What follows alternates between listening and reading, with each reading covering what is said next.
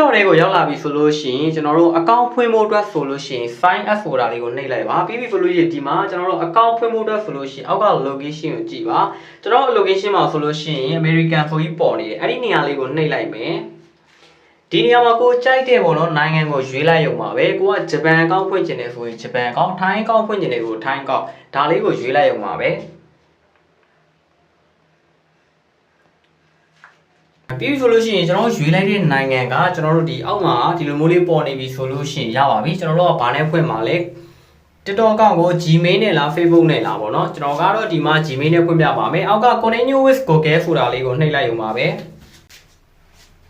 ပြီးတော့ကျွန်တော်ဒီမှာ birthday date လေးကိုရွေးပေးလိုက်ရုံပါပဲ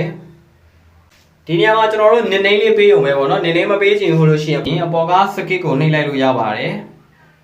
ဒါဘလို့ရင်ဒါကျွန်တော်တို့ထိုင်းအကောင့်လေးကိုဖွင့်လိုက်တာရပါပြီပဲဖြစ်ပါတယ်ကျွန်တော်တို့ထိုင်းအကောင့်လေး location ဟုတ်မဟုတ် Facebook တက်ဆိုလို့ရှိရင်ဒီမှာမြင်းသုံးချောင်းကိုနှိပ်မယ်